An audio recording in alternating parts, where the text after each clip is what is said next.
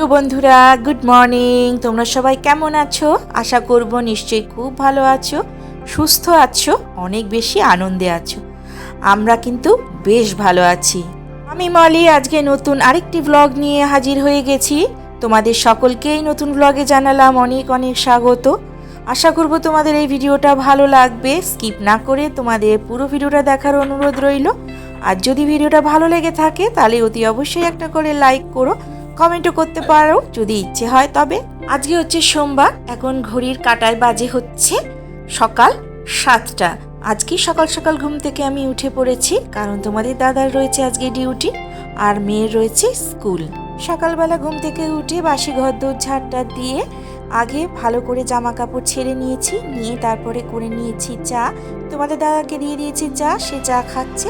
আর আমি জামা কাপড় যেহেতু ছাড়া হয়ে গেছিলো, ঠাকুরের বাসনটা আমি আগে ধুয়ে নিলাম। এটা হচ্ছে সবথেকে বড় প্রধান কাজ, যেটা আমি সবার আগে করে থাকি। তো ঠাকুরের বাসন টাসন ধুয়ে আমি সেগুলো ঠাকুর ঘরে সুন্দর করে গুছিয়ে রেখে দিয়েছি। আর ঠাকুরের বাসন ধুতে গিয়ে আমার একটা কাজ বেড়ে গেছে আজকে, সেটা হচ্ছে আমার জামাটা গেছে ভিজে। তোমরা এখানে দেখতে পাচ্ছ আমার জামাটা চেঞ্জ হয়ে গেছে। তো যেহেতু জামাটা ভিজে গেছে সেহেতু জামাটা আমি চেঞ্জ করে নিয়েছি। এনার্জিটা পাওয়ার জন্য রান্নাঘরে ঢুকেই প্রথমে আমি চাটা খেয়ে নিলাম, যেটা আমার আগে খাওয়া হয়নি। চাটা খেয়ে নিয়েই সঙ্গে সঙ্গে দেখো রান্নাটা শুরু করে দিয়েছি। গ্যাসের একদিকে বসিয়ে দিয়েছি ভাত, আর একদিকে আমি উচ্ছে আর আলু ভেজে নিচ্ছি। যেহেতু ফ্রিজের বাস্কেটে কোনো রকম সবজি ছিল না, উচ্ছেটাই ছিল, সেজন্য ভাবলাম তাহলে উচ্ছেটাই ভেজে নিই। সেই উচ্ছেটা কেটে নিয়ে সঙ্গে সঙ্গে ভাজা বসিয়ে দিয়েছি। আর এখানে আমার উচ্ছেটা ভাজাও কমপ্লিট হয়ে গেছে। আর করব হচ্ছে বাটা মাছের ঝাল। বাটা মাছটা আগের দিন আমি ভেজে ফ্রিজের মধ্যে রেখে দিয়েছিলাম। আর পেঁয়াজ দেখো আমি মিক্সিতে একটুখানি বেটে নিয়েছি। তো চলো এরপরে আমি মাছের ঝোলটা তাড়াতাড়ি করে বসিয়ে দিই, যেহেতু তাড়া রয়েছে আমার। তোমাদের দাদাও একটু পরে স্নান করতে যাবে, তো সেই জন্য স্নান করতে যাওয়ার মধ্যেই আমার কিন্তু রান্নাটা কমপ্লিট করে নিতে হবে। 9:30টার মধ্যে তাকে খেতে দিতে হবে। তো এখানে কড়াইয়ের মধ্যে তেল গরম করে নিয়ে বসিয়ে দিলাম হচ্ছে মাছের ঝোলের জন্য পেঁয়াজ বাটা একটু দিয়ে দিয়েছি, আর দিয়ে দিচ্ছি হলুদের গুঁড়ো আর লঙ্কা গুঁড়ো। আজকে পেঁয়াজ দিয়ে বাটা মাছের ঝালটা করব ঠিক করেছি।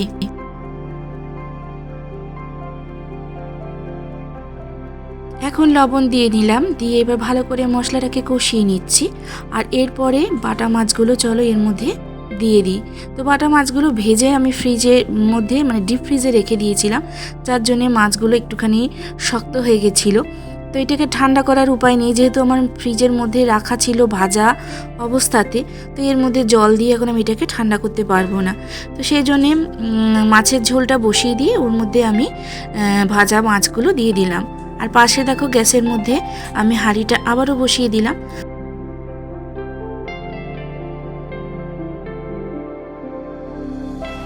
এখানে আমার মাছের ঝোলটা কমপ্লিট হয়ে গেছে, সেটাকে আমি ঢেলে নিলাম। অনেকটা শান্তি পাচ্ছি, যেহেতু মাছের ঝোলটা আমার কমপ্লিট হয়ে গেছে। ভাতেরও এখন ফ্যান গেলে নিচ্ছি। তো ভাতটা এখন চলো উপর করে দিয়ে নিই। তাহলে মোটামুটি আমার রান্নাটা কমপ্লিট হয়ে গেছে। উচ্ছে আলু ভাজলাম, বাটা মাছের ঝাল করলাম, আর ভাত। আর কিছু করার নেই আপাতত এখন, যেহেতু তোমাদেরকে বললাম যে আমার ফ্রিজে কিন্তু সবজি একদমই নেই। এরপরে সবজিওয়ালা আসলে আমাকে সবজি নিতে হবে। তো চলো এখন দেখো আমি তোমাদের দাদার জন্য ভাত বেড়ে নিচ্ছি। এর মাঝে কিছুটা গ্যাপ গেছে, আমি ভিডিও করতে পারিনি। মেয়ে ঘুম থেকে উঠে পড়েছে, ঘুম থেকে উঠে কান্নাকাটি শুরু করে দিয়েছিল। তার কান্না থামানোর জন্য মাঝখানে আমার কিছুক্ষণের জন্য ভিডিওটা গ্যাপ গেছে, ভিডিও করতে পারিনি। কারণ হচ্ছে সে মেয়ে আমার স্কুলে টাস্ক করতে ভুলে গেছে।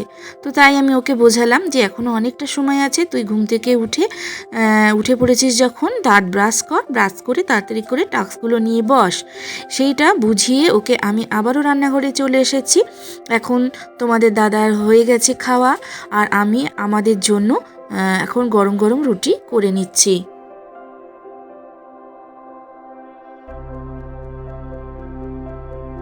প্রতিদিন এই টিফিনটা করার পরে আমি রান্নাবাড়ি করি, কিন্তু যে কটা দিন তোমাদের দাদার ডিউটি থাকে সেই কটা দিন কিন্তু আমাকে টিফিনটা পরে করতে হয়, আগে আমাকে রান্নাবাড়ি করতে হয়। এই রান্না করার পরে টিফিনটা করার এনার্জিটা একদমই আমি পাই না, তখন আমার একদমই মানে টিফিনটা করতে একদমই ইচ্ছা হয় না। আর আজকে যেহেতু আমার ছেলের 10টা থেকে পড়া ছিল, ছেলে চলে গেছে পড়তে, তোমাদের দাদাও বেরিয়ে গেছে ডিউটিতে, ঘরে এখন কেউ নেই। আমাকেই মেয়েকে স্কুলে ছাড়তে যেতে হয়েছিল।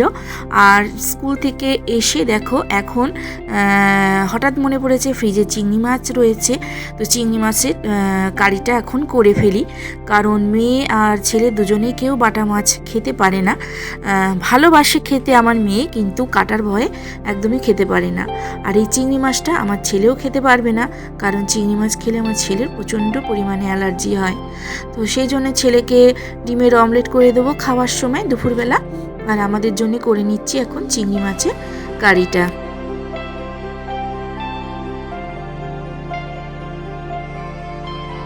রান্নাটা একটা প্রধান কাজ। রান্না টান্না করার পরে কিন্তু প্রচুর কাজ থাকে, যেগুলো পরে আস্তে ধীরে করতে লাগে। দেখো এখানে কতগুলো টিফিনের বাসন জমা হয়ে আছে, সেগুলোকে দেখো আমি এখন ভালো করে জল দিয়ে ভিজিয়ে রেখে দিলাম।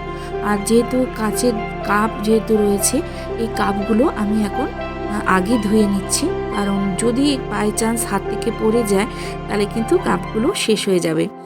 তো দেখো এর মাঝে আমার মাথার পোকাটা আবার নড়ে উঠেছে, দেখতেই পাচ্ছ। আবার জিনিসপত্র কিন্তু টানাটানি করছি। এটা দেখলে কিন্তু তোমাদের দাদা এসে বকাবকি করবে, কিন্তু তবুও কি বলো তো, এক জিনিস না দেখতে দেখতে আর ভালো লাগে না। তখন মনে হয় না যে জিনিসটা একটুখানি চেঞ্জ করি।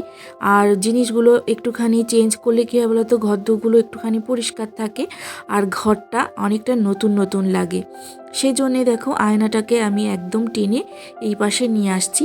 আর ওই দিকে আয়নাটা দেওয়াতে কি হয়েছে বলো তো, একটুখানি না অন্ধকার অন্ধকার, আয়না না ঠিক ভালো করে মুখগুলো দেখা যায় না, অন্ধকার লাগে। তো সেই জন্য এই পাশে আলোর দিকটায় আয়নাটাকে টেনে নিয়ে আসি।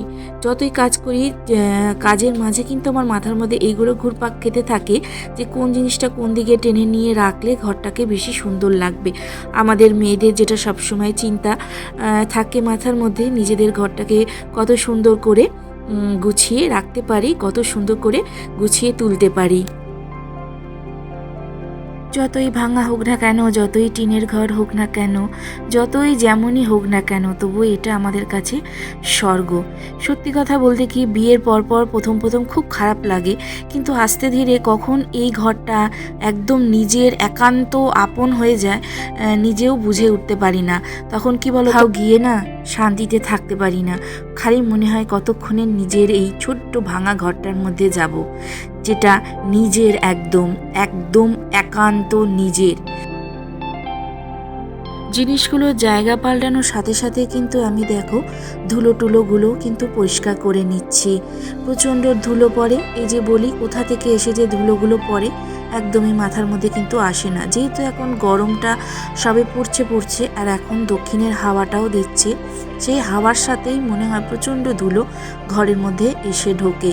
প্রতিদিনই আমরা কিন্তু হালকাভাবে এই ধুলোগুলো পরিষ্কার করে নিই, কিন্তু তবুও কোথা থেকে ধুলো এসে পড়ে একদমই বুঝতে পারি না। তারপরে ঘর দৌড় সব আমার ঝাড় দেওয়া কমপ্লিট হয়ে গেছে। এরপরে স্নান, তারপরে পুজো, তারপরে দুপুরের খাওয়া দাওয়া মেয়ে আসলে। তাহলে আজকের ভিডিওটা আমি এখানে শেষ করে দিচ্ছি। কালকে আবারও একটা নতুন ভিডিও নিয়ে আসব। তোমরা পাশে এইভাবেই থেকো, সাথে এইভাবেই থেকো। রে কত সুন্দর রোদ উঠেছে, কতগুলো জামা কাপড় কেচেছি, এরপরে যাব আমি সেই জামা কাপড়গুলো মেলতে। তাহলে আজকের মতন এখানে ভিডিওটা শেষ করে দিচ্ছি। কালকে আবার তোমাদের সঙ্গে দেখা হচ্ছে। টাটা।